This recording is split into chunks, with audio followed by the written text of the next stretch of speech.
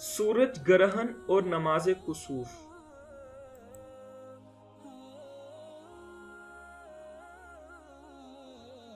ग्रहण क्यों लगता है? यकीनन चांद और सूरज अल्लाह ताला की निशानियों में से दो निशानियां हैं। किसी के मरने या जीने से इन दोनों में ग्रहण नहीं लगता। जब तुम लोग ग्रहण देखो तो दुआएं मांगो और नमाज कुसूफ पढ़ो यहां तक कि ग्रहण खत्म हो जाए।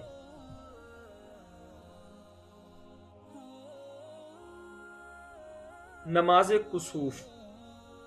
हजरत अब्दुल्ला बिन अब्बास रदियल्लाहु ताला अन्हु बयान करते हैं कि एक दफा सूरज ग्रहण हुआ तो नबी करीम सल्लल्लाहु अलैहि वसल्लम बहुत घबरा कर उठे, इस डर से कि कहीं कयामत न कायम हो जाए।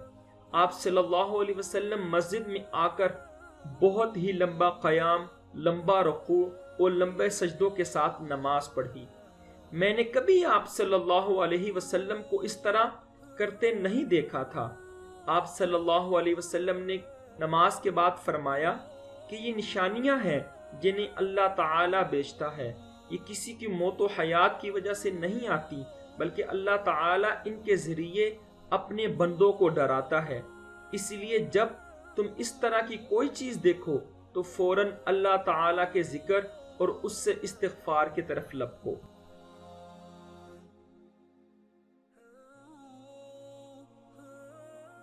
नमाज कुसूफ के आदाब।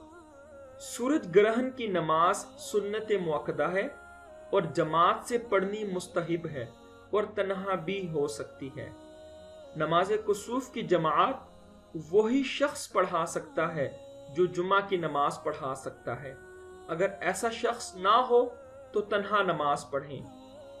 अगर ग्रहण ऐसे वक्त में लगा कि नमाज का ममनुआ वक्त था तो नमाज ना पढ़ें, बल्कि जिक्र दुआ में मशगूल रहें। नमाज कुसूफ नवाफिल की 2 रकात की तरह पढ़ें और जमात की सूरत में क़िरात बुलंद आवाज से करें।